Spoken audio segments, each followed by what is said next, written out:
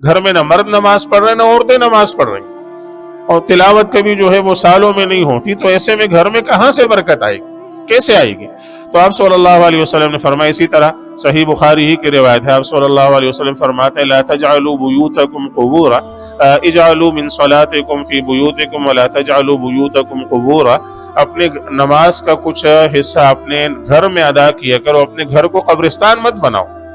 گویا قبرستان جہاں نماز نہیں ہوتی، مردے ہیں وہ پڑے ہوئے ہیں برسوں سے سالوں سے، اور آئندہ بھی وہ برس برس پڑے رہیں گے، تو وہاں کوئی نماز نہیں ہوتی، نہ زندے وہاں نماز پڑھتے ہیں نہ مردے وہاں نماز پڑھتے ہیں، تو وہ ایک طرح کا قبرستان ہے۔ تو تمہارا گھر قبرستان نہ ہو کہ وہاں کبھی نماز ہی نہیں ہو رہی، کبھی وہاں نماز پڑھی نہیں جاتی، تو آپ نے فرمایا کہ کچھ نماز کا کچھ حصہ اپنے گھروں میں پڑھ لیا کرو۔ اسی طرح ایک اور حدیث میں آپ نے فرمایا کہ فرض نماز کے بعد انسان کی سب سے افضل نماز وہ ہے جو اس کے گھر میں ہو۔ گزشتہ کئی جمعوں سے مسجد، اس کے آداب، اس سے متعلقہ امور سے متعلق بات چل رہی ہے۔ احادیث اس باب میں زیادہ ہیں، اور مسجد سے متعلق بات کرنے کی جہاد بھی کئی ساری ہیں، لیکن چونکہ ہم نے آداب سے متعلق بات لی تھی، تو اس وجہ سے اس باب میں 2-4 احادیث ذکر کر کے اس مضمون کو یہی ختم کرتے ہیں۔ ابن ماجہ اور طبرانی کی یہ حدیث ہے جو آپ کے سامنے پیش کی، حضرت عبداللہ ابن عمر رضی اللہ تعالی عنہما رسول اللہ صلی اللہ علیہ وسلم سے نقل کرتے ہیں کہ آپ نے فرمایا، خصال لا ينبغین فی المسجد، چند باتیں اور چند چیزیں ایسی ہیں کہ مسجد میں وہ نہیں ہونی چاہیے، ان سے اجتناب کرنا چاہیے، لوگوں کو ان سے بچنا چاہیے، ان باتوں سے اجتناب کرنا چاہیے۔ وہ چند باتیں کیا ہیں؟ تو آپ صلی اللہ علیہ وسلم نے فرمایا، لا يتخذ طریقہ، مسجد کو بطور راستے کے استعمال نہ کیا جائے۔ آپ مثال کے طور پر یہاں سے جا رہے ہیں، تو آپ سوچتے ہیں کہ یہاں سے اتنا گھوم کر میں جاؤں گا، تو کیوں نہ یہاں سے شارٹ کٹ میں نکل جاؤں۔ تو مسجد کو بطور راستے کے استعمال نہ کیا جائے، یہ اس کے آداب کے خلاف ہے، اس کو راستے کے لیے نہیں بنایا گیا۔ تو کہیں بھی واقع ہو، یہ تو ویسے بطور مثال کے میں نے یہاں یہ بتا دی، تو کہیں بھی اگر مسجد واقع ہے اور آپ کو لگتا ہے کہ یار یہ شارٹ کٹ ہے تو چلو یہاں سے نکل جاتا ہوں، تو لا يتخذ طریقہ، مسجد کو بطور راستے کے استعمال نہ کیا جائے، اس کو راستہ نہ بنایا جائے۔ ولا يشهر فیہ سلاح، مسجد میں اسلحہ اور ہتھیار نہ نکالا جائے۔ اس زمانے میں تلواریں ہوتی تھی تو تلوار نہ سونتی جائے، اس زمانے میں جو مختلف اور ہتھیار ہیں تو ہتھیار نکال کر جو ہے وہ مسجد میں، یہ مسجد کے آداب کے خلاف ہے۔ ولا ينبغ فیہ بقوس، مسجد کے اندر کمان کی تانت کی آواز نہ نکالی جائے۔ وہ کمان ہوتی تھی، کمان میں ایسے ایک تانت ہوتی تھی، تو تیر چلانے کے لیے وہ تانت کو یوں کھینچتے ہیں، تو اس کو اگر آپ کھینچ کر چھوڑیں گے تو ایسی اس کی بھنبھناہٹ سی نکلے گی۔ تو آپ نے فرمایا کہ کمان کی تانت کھینچ کر اس کی آوازیں مسجد میں مت نکالو۔ ولا ينصر فیہ نبل، مسجد کے اندر تیر جو ہے وہ پھیلا کر نہ رکھے جائیں، نہ بیٹھے جائے۔ تیر جو ہے وہ ہوتے تھے لوگوں کے پاس، وہ ترکش کے اندر تیر موجود ہوتے تھے، تو تیر چلانے کے لیے وہ تیر اس سے نکالا جاتا ہے ترکش سے، تو مسجد کے اندر اس کو پھیلا کر نہ رکھا جائے، یہ گویا مسجد کے آداب کے خلاف ہے۔ ولا يمر فیہ بلحم النی، کچا گوشت مسجد میں لے کر نہ جایا جائے۔ پکے ہوئے گوشت کی بعض دفعہ ضرورت پڑے گی کھانے وغیرہ کے لیے، جب مسجد میں کوئی شخص بیٹھا یا اعتکاف میں ہے یا اعتکاف کی نیت سے بیٹھا ہے اور کہیں کھانے کی ضرورت پڑتی ہے تو ٹھیک ہے، اس کی تو ضرورت پڑ جائے گی، لیکن کچا گوشت جو ہے وہ مسجد میں نہ لایا جائے، کہ ایک تو اس کی وہ بو مسجد کے آداب کے خلاف ہے، پھر اگر اس سے خون وغیرہ بھی ٹپک رہا ہے تو اور زیادہ مسجد کے ملوث کی تلویث کا اور مسجد کی کو گندہ کرنے کا خطرہ ہے، تو اس لیے کچا گوشت مسجد میں نہ لایا جائے، اس سے اجتناب کیا جائے۔ ولا يضرب فیہ حد، مسجد میں حد نہ لگائی جائے۔ حد لگائی جاتی تھی، اور اسلامی نظام سلطنت میں کوئی چوری کرتا ہے تو اس کا ہاتھ کاٹا جائے گا، کوئی زنا ہے تو اس کو رجم کیا جائے گا، یا کوڑے لگائے جائیں گے، یا مختلف دوسری چند جو وہ ہیں سزائیں ہیں، تو مسجد میں اس کو لاگو نہ کیا جائے، مسجد سے باہر یہ لگا، فیصلہ چاہے مسجد میں ہو لیکن معاملہ جو وہ حد لگانے کا آئے تو حد مسجد سے باہر لگائی جائے، مسجد کے اندر نہیں، کہ یہ مسجد کے آداب کے خلاف ہے۔ اسی طرح ولا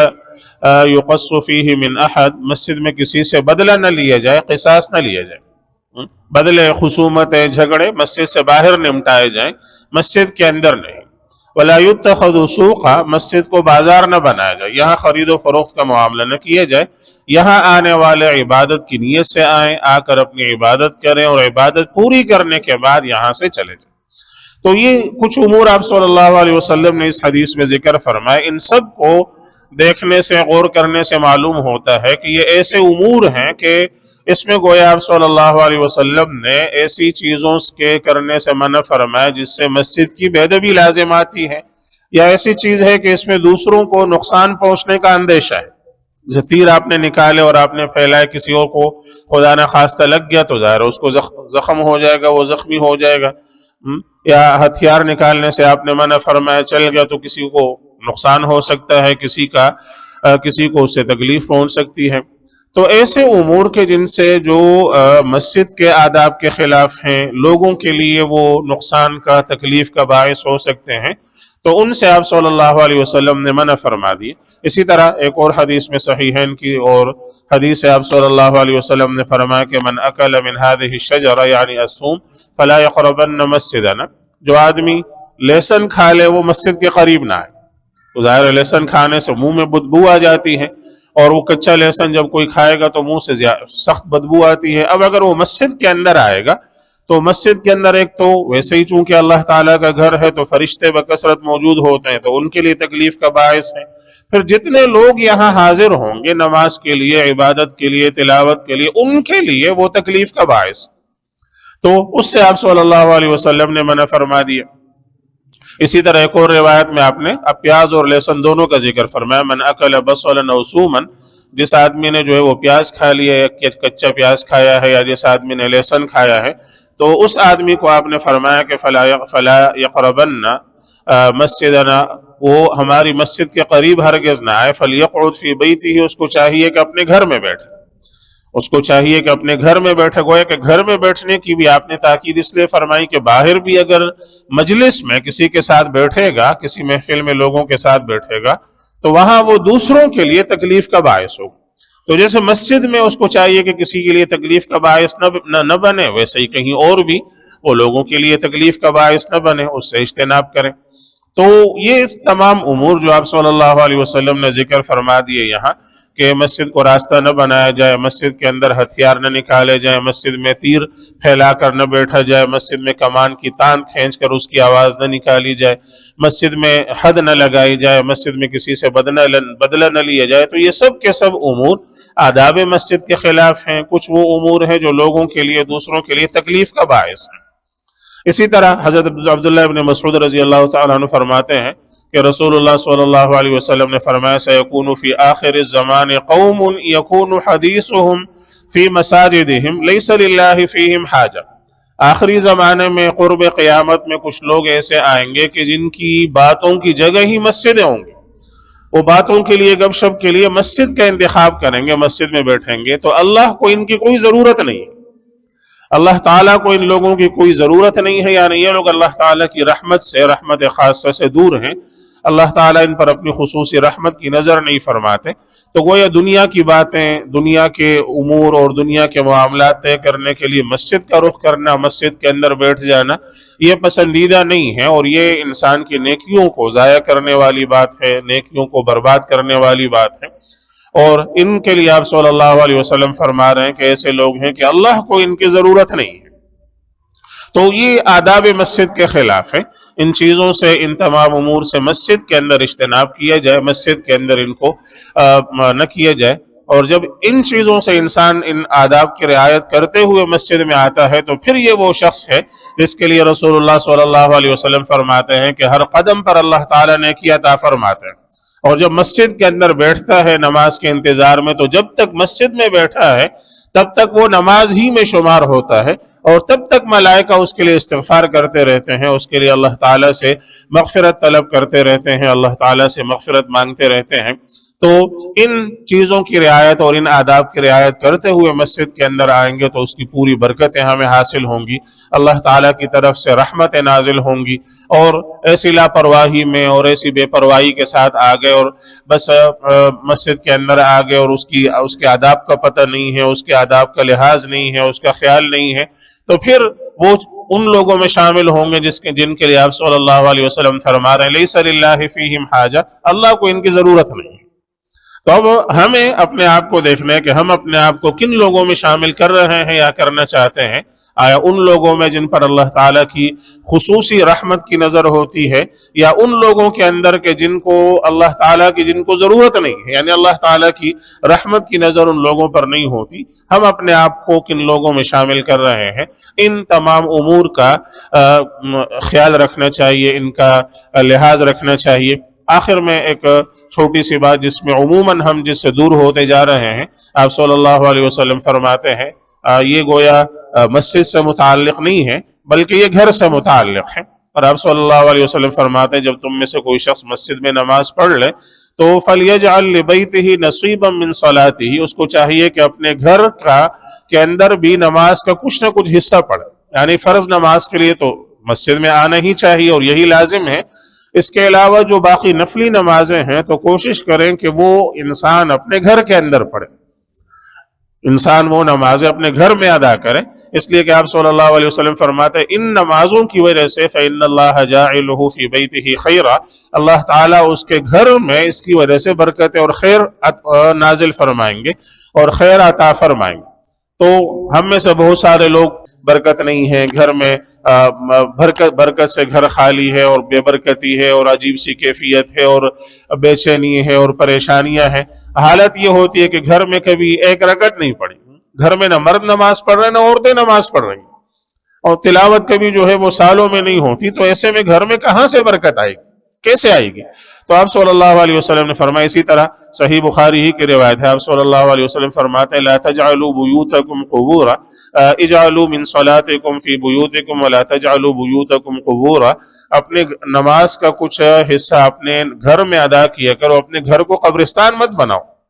نہیں گویا قبرستان جہاں نماز نہیں ہوتی، مردے ہیں وہ پڑے ہوئے ہیں برسوں سے سالوں سے اور آئندہ بھی وہ برس پڑے رہیں گے، تو وہاں کوئی نماز نہیں ہوتی، نہ زندے وہاں نماز پڑھتے ہیں نہ مردے وہاں نماز پڑھتے ہیں، تو وہ ایک طرح کا قبرستان ہے۔ تو تمہارا گھر قبرستان نہ ہو کہ وہاں کبھی نماز ہی نہیں ہو رہی، کبھی وہاں نماز پڑھی نہیں جاتی، تو آپ نے فرمایا کہ کچھ نماز کا کچھ حصہ اپنے گھروں میں پڑھ لیا کرو۔ اسی طرح ایک اور حدیث میں آپ نے فرمایا کہ فرض نماز کے بعد انسان کی سب سے افضل نماز وہ ہے جو اس کے گھر میں ہو، فرض نماز کے بعد سب سے افضل نماز انسان کی وہ ہے جو انسان اپنے گھر میں ادا کرتا ہے، تو اس لیے نماز کا کچھ نہ کچھ حصہ اپنے گھروں میں، حضرات صاحب کرام رضوان اللہ علیہ مجمعین کا تو یہاں تک اہتمام تھا کہ وہ گھر میں باقاعدہ ایک مصلی بنا کر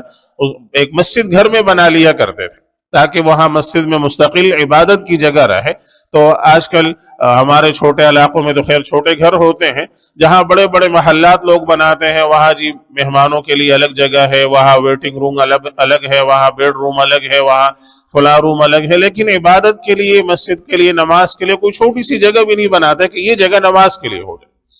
تو اس لیے کوئی مخصوص جگہ چھوٹی سی وہ نماز کے لیے خاص کر دینی چاہیے۔ کئی حدیث میں آپ صلی اللہ علیہ وسلم سے حضرات صحابہ کرام نے آ کر عرض کیا، رسول اللہ میں چاہتا ہوں کہ میرے گھر میں آپ آئیں اور کسی گھر میں نماز پڑھیں تاکہ اس جگہ کو میں اپنے لیے گھر میں مسجد بنا دوں اور میں وہیں نماز پڑھا کروں۔ تو آپ صلی اللہ علیہ وسلم ان کے گھر میں تشریف لے جاتے اور وہاں جا کر کسی کونے میں جہاں وہ کہتے وہاں نماز پڑھتے۔ آپ صلی اللہ علیہ وسلم سے وہ برکت حاصل کرنا چاہتے تھے تو آپ کی نماز سے ایک طرح سے وہ تبرک حاصل کرتے اور اس جگہ کو وہ اپنے لیے مسجد بنا دیتے۔ لیکن یہاں سے جب گھر میں چلے گئے تو کبھی پھر گویا مصلی پر کھڑے ہو کر 2 رکعتیں کبھی زندگی میں نہیں پڑھی،